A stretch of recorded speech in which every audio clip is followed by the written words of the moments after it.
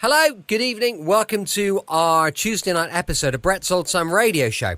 It's been a normal day for us. Trip to the gym this morning, out and about. Vicky's got a bit of a project on the go at the moment, and that is revamping George's bedroom. He's got new wardrobes. He's got a new desk going in. It's going to look really nice when it's finished. I'll show you around on our social media, if you like, and then you could see for yourselves. A huge thank you for joining me once again for our regular late night visit to those dusty studio archives of old time radio shows right here at my home in the southwest of the United Kingdom. I'm Brett. I'm your host for our Nighttime podcast. Welcome along to another episode. I've got Facebook, Instagram, YouTube, and TikTok. They're all called Brett's Old Time Radio Show. If you could give us a follow, it would be superb. We've also got a sister podcast called Sunday Night Mystery, and there's a book on Amazon called Sunday Night Mystery. Love it if you could grab a copy. Time now for more mystery and adventure from Sherlock Holmes and Dr. Watson. This one first broadcast on the 17th of January 1949. It's called The Adventure of the Fabulous Celebrities.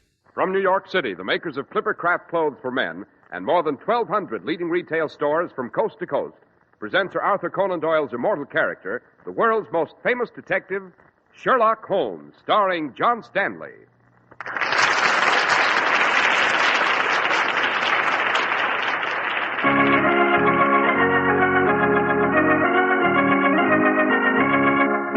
This week's story, The Adventure of the Fabulous Celebrities. Holmes, all I see in this warehouse are these large crates of heavy machinery. Dash it, what are we doing here in the dead of night anyway? What are we looking for? A killer, Watson. A killer? Precisely. At any moment now, Watson, that pile of crates is flopping down toward us. Look out!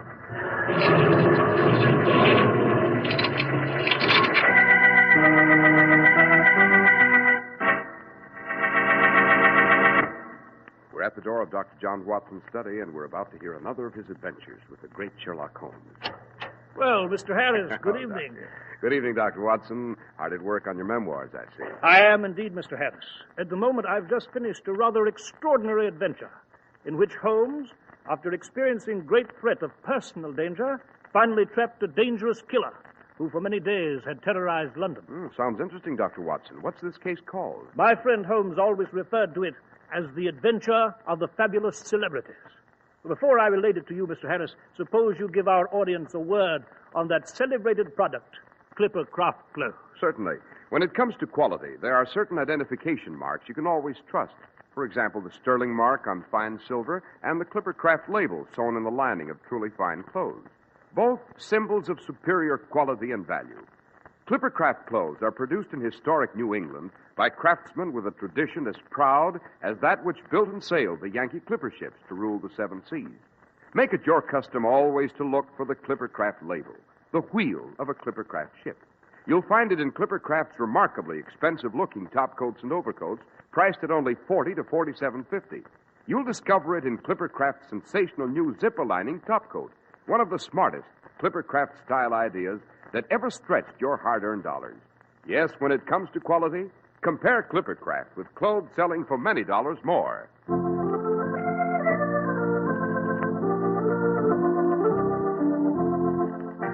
And now, Dr. Watson, what about this adventure of the fabulous celebrities?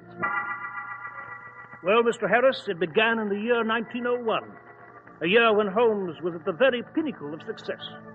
By the turn of the century, as you know, the name of Sherlock Holmes was famous in every corner of the civilized world, and people stared at him whenever he walked out of our quarters at Baker Street. And then, very suddenly, it became very dangerous to be a celebrated person in the city of London. In the short space of 3 weeks, 4 persons of great prominence were struck down by a mysterious assassin. And finally, in great desperation, Inspector Lestrade asked us to appear at Scotland Yard. Mr. Holmes, you understand Scotland Yard's conducting its own investigation of these baffling murders. Oh, quite, Inspector Lestrade. Quite. In due time, of course, we should no doubt trap this peculiar assassin. However, knowing your taste for the unusual and admitting that you have some talent in these matters... Coming from you, Inspector, I consider that a great compliment. It is indeed. We've never been reluctant to give the official police a hand in these unusual matters, eh, Holmes? No, Watson, we have not. Now then, Inspector. Yes, Mr. Holmes. Let us review the facts. A mysterious and deadly killer is roaming the metropolis of London. His special victims are persons of great prominence. In the last 3 weeks, he's assassinated a great English beauty, a champion heavyweight pugilist, a world-famous astronomer, and a famous admiral. Yes, and every one of them a likely candidate for any Hall of Fame. Quite, Watson, quite. But to continue, Inspector, in each case, the celebrated victims' valuables were not taken from their corpses. In short, we may deduce that those important people were murdered for some other motive rather than money. That is correct, Mr. Holmes. But we have found no clue, no trace. Exactly, Inspector Lestrade. You found no clue, no trace. You have let the trail go cold, and we must make a fresh start. Come, Watson. Where to, Holmes? Baker Street, my dear fellow, Baker Street. To think, to plan, to use the tools of logic. Assuming, of course, that we're fortunate enough to find a cab in this foul weather.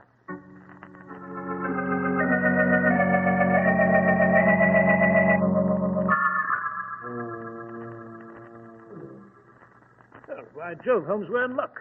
There's a cab at the curb right here on Derby Street. You can just make it out in this beastly fog. Yes, Watson. Hello there. Hello, cab! Well, he's seen us. You know, I must say I anticipated a dreary and chilly wait. It's rather surprising. That cab driver, he's driving his horses straight. Holmes, he's trying to run us down! Look out!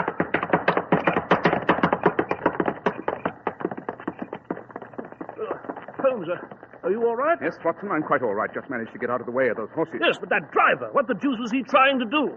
Obvious, my dear Watson. He was trying to kill me.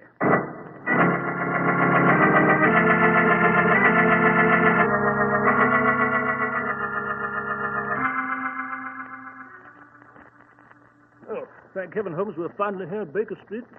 I've had a feeling that some kind of danger was stalking us through this wretched fog. Yes, quite, Watson. As for myself, I'm aware of the danger, not as a mere presentiment, but as an actual fact. What do you mean? The driver of the carriage on Derby Street. He might very well be the assassin we seek. Remember, Watson, I am a person of some renown and am therefore vulnerable to his rather peculiar taste for victims. But here's our door. Yes. What we need now, Holmes, is a good fire. Holmes! The top of the steps outside our flat. There's someone lurking there. I can see a shadow. Quick, Watson, down. Down there! Holmes, are you... I'm all right. Bullet just grazed my neck, went through the collar of my greatcoat. Quick, up the stairs, after him.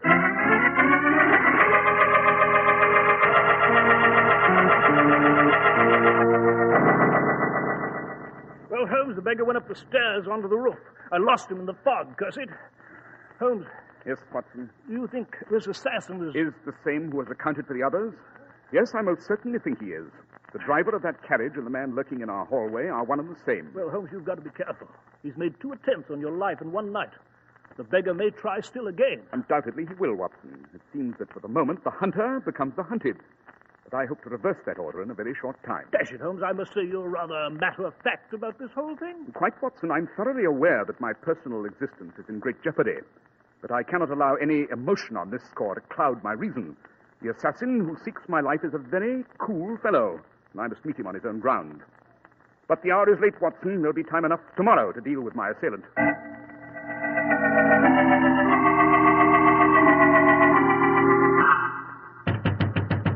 Watson!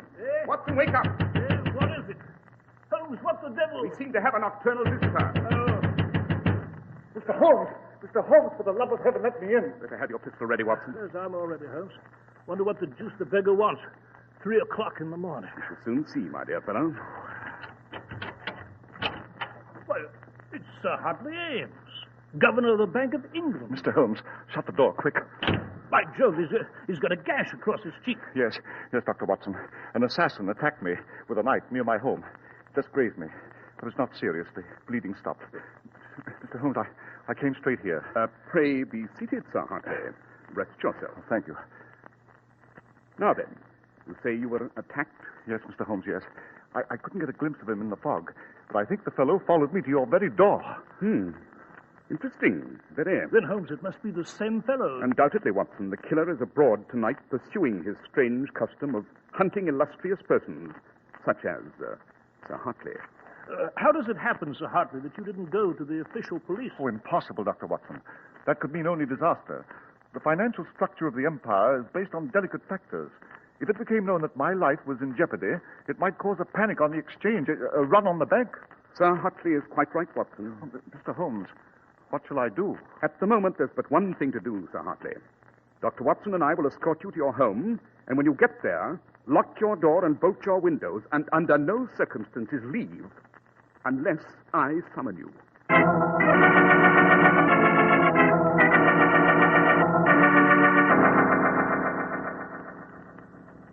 Well, Holmes, now that we've seen Sir Hartley safely under lock and key, we can look forward to a night's sleep, eh?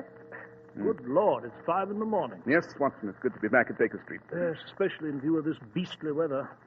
The fog has turned to rain. Oh, someone's coming our way. Yes, Begging your pardon, gentlemen, which one of you is Sherlock Holmes? I am Sherlock Holmes. Ah, indeed. So you are the great Holmes, the world's most famous detective. Look here, old man. Please, Watson. Now then, sir, state your business. Oh, my dear Mr. Holmes, I have no business. It's just that I wanted a look at you. It isn't often a poor man like myself can stand face to face with a great person like yourself. No, indeed. It isn't often. I must say you look exactly like your photographs. Exactly. Thank you. I am flattered. And now, my good man, if you've had your fill of staring at me, we should like to enter our quarters. Oh, no offense, Mr. Holmes, no offense at all. It's just that I'll be able to tell my friends I've talked with the great Holmes. The cheek of the fellow, Holmes. The infernal impudence of the bounder. Watson, Eh? did you notice that old man's coat and shoes? Why, no. Interesting. Very. Holmes, what in blazes are you talking about? First, Watson, the man's coat was hardly wet, yet it's raining. Yes, I know. Second, certain areas of his boots seem to be waterproofed. The rain dampened the leather only in splotches. Well, what of it? I merely mention these as elementary observations, Watson, which may or may not prove significant. But for the first time, I believe I see a glimmer of light in this very intriguing adventure.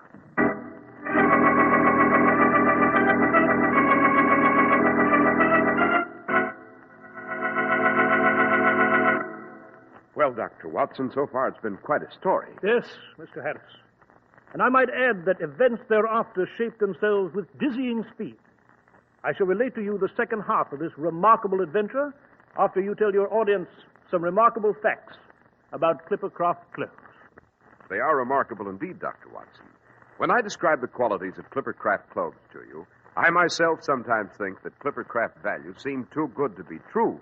But Clippercraft fabrics are actually as luxurious as they are long on wear.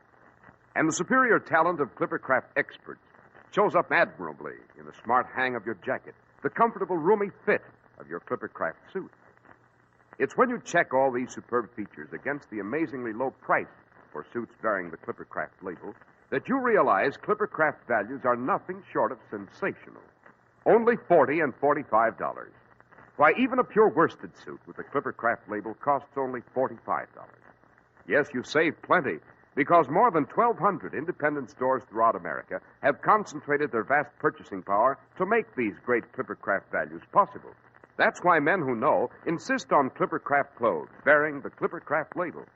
So be sure to visit the Clippercraft store in your city.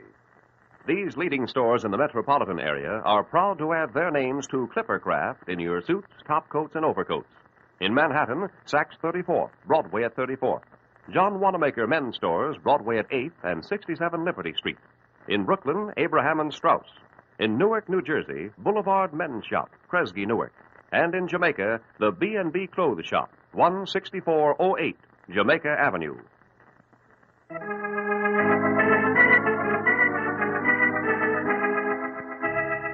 And now, Dr. Watson, you were relating to us the adventure of the fabulous celebrity. Yes, Mr. Harris, I was. On the evening after our encounter with the strange old man, a note was thrust under our door.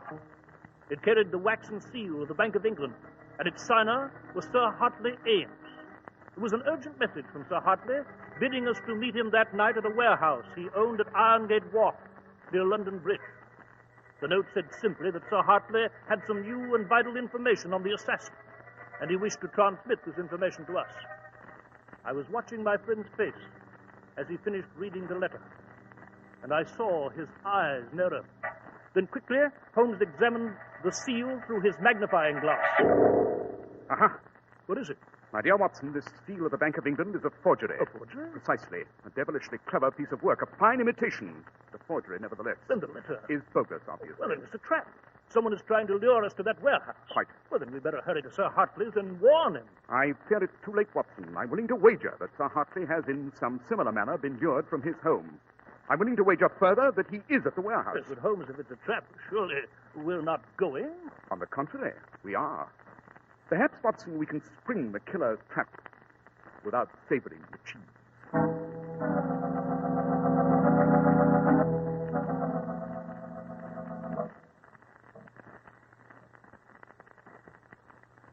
The warehouse is a dark and chilly place. Must say. Deserted. I must differ with you there, Watson. It only seems deserted. I have a feeling we're being watched. Tell you the truth, so do I. Walking up this corridor between these huge piles of machinery. Yes, marine machinery. Sir Hartley Ames, among other things, owns a steamship liner. Holmes. What is it? I just kicked something. What was it? Something soft. It felt like... A body? Yes. Quick, Watson, a match. Here you are, Holmes. Good heavens. It's Sir Hartley Ames. Yes, shot through the heart. And note, Watson, there is a flake of paraffin in his left nostril. A significant detail, I might add. Yes, but hold on. What are you doing? A quick search of Sir Hartley's pockets. I have an idea that... Aha! What is it, Holmes?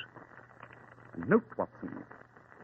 A forged note from myself to Sir Hartley asking him to meet us here. So that's how Sir Hartley was lured from his home. Precisely. You remember I gave him strict orders not to move unless he heard from me. Yes, sir.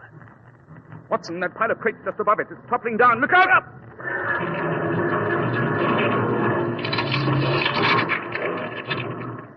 Watson, you all right? Yes, Holmes, There goes the killer. He's running toward the rear entrance. Halt, you blackguard! Halt!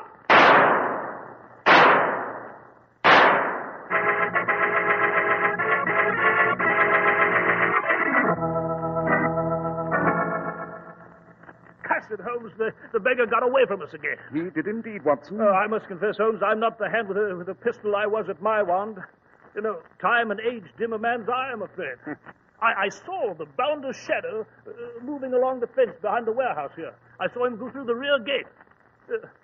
Yet I missed him all the way. Come, Watson, don't be too upset. Our quarry sought to kill two birds with one stone, but he managed to down only one. Moreover, in his escape, he's unwittingly given us some valuable information. It is significant that he did not hurdle that low fence, but chose the long way to the gate, even though you were firing at him. I confess, Holmes, Don't you, Watson? Come, man, come. The conclusion is elementary. At any rate, I'm becoming rather tired of being stalked by this assassin. I know who he is, and it's high time we closed with him. You know who he is? I do indeed. More than that, I know where I can find him. Where? In a large brick building on Marylebone Road, just east of Baker Street and only a few doors from our own room. Yes, but that brick building is... Precisely, Watson. It houses that famous London museum, Madame Tussauds Waxworks. What in blazes, Holmes, would the killer be doing at Madame Tussauds Waxworks? Suppose we go there and find out, Watson. You mean tomorrow morning? On the contrary, Watson. I mean, tonight.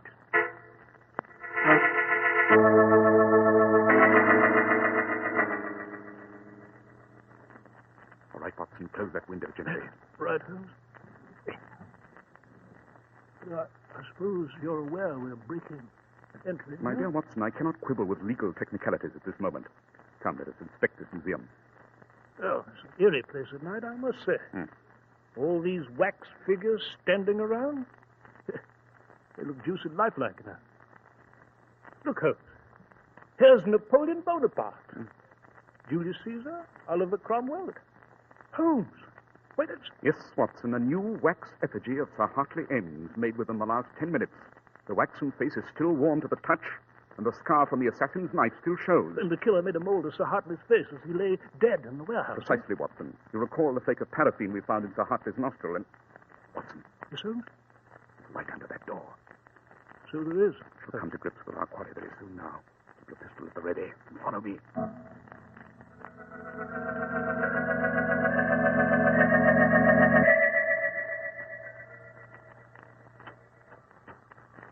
There's no one in here, Holmes?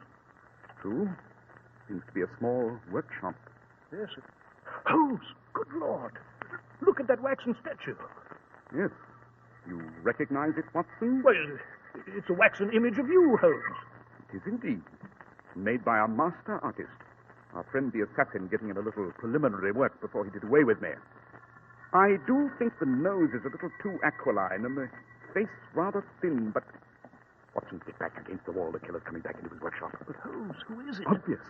The strange old man we met on the pavement at the entrance to Baker Street. Be ready when he comes in, Watson. Right. Stand where you are! What? And don't reach for that knife, my dear fellow. I assure you Dr. Watson will not hesitate to blow your head off at the slightest provocation. That's all. You've caught me, Mr. Holmes. You've finally caught old Lafleur. I have indeed, and I assure you that you'll be hung for your crimes in very short order. It doesn't matter, Mr. Holmes. Nothing matters. Let them hang me now.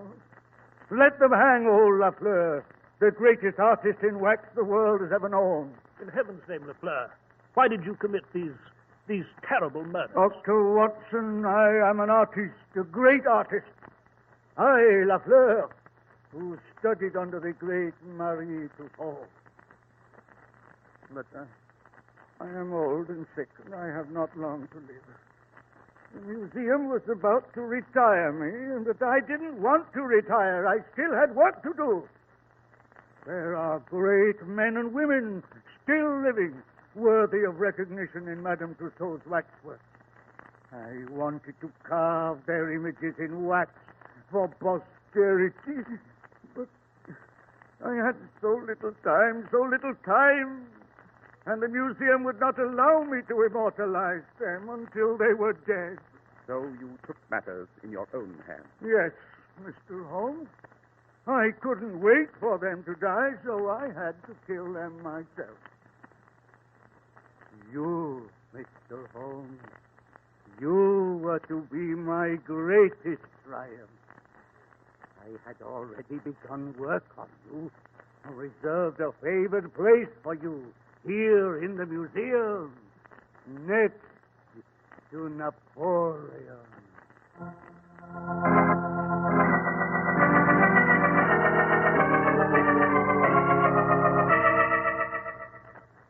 Holmes, now we have delivered our assassin to Inspector Lestrade, I still don't see how you detected old Lafleur and how you traced him to Madame Tussauds. Obvious, my dear Watson. First of all, I knew the killer was an old man. Remember, he was not agile enough to climb over that low fence in the rear of the warehouse, even when he was under fire. Then, too, Watson, you recall the time we met old Lafleur in the rain in front of our rooms here? Yes? His coat was only slightly wet. That indicated he walked but a short distance, and Madame Tussauds is only a few steps from here. But his boots gave him away, Watson. Yes? How? They were waterproof in some spots and wet in others. That meant that his boots were spotched with drippings of wax, Watson, the material of his profession. The forgery of the wax seal of the Bank of England and, of course, the flake of paraffin we found in Sir Hartley's nostril were added evidence. There is only one question left unanswered in my mind, Watson. Yes? What's that, Holmes? I wonder how I would have looked in wax, standing next to Napoleon.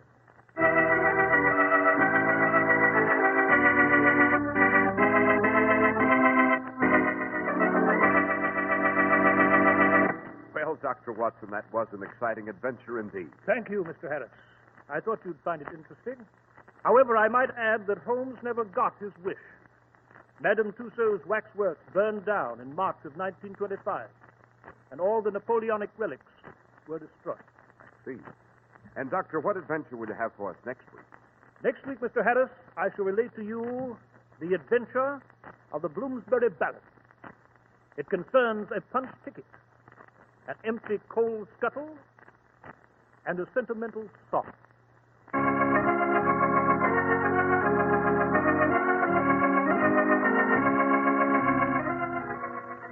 The makers of Clippercraft clothes and more than 1,200 stores from coast to coast have brought you another in the new series of broadcasts featuring the world's most famous detective, Sherlock Holmes.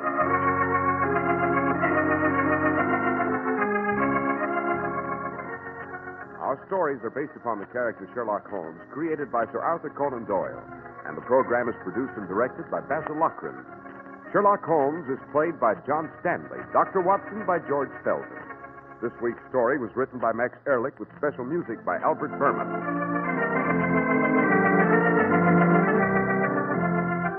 If you don't know your Clippercraft dealer, write Clippercraft, 200 Fifth Avenue, New York City.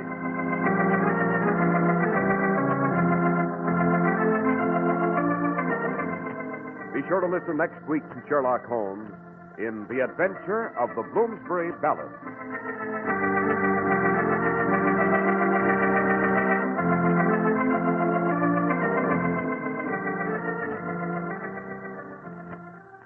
This is Cy Harris speaking for Clippercraft Clothes. This is the Mutual Broadcasting System. Welcome back. Hope you enjoyed our latest adventure with Sherlock Holmes and Dr. Watson. And don't forget, we'll be back tomorrow with a little bit more adventure, going live at 5 p.m. UK time. As I mentioned earlier, we've got a sister podcast called Sunday Night Mystery, which explores some unsolved mysteries and murders. And it would be great if you could check out our book on Amazon called Sunday Night Mystery. Thanks for listening. I'll be with you 7 days a week, each and every week. And I'll see you tomorrow on Brett's Old Time Radio Show.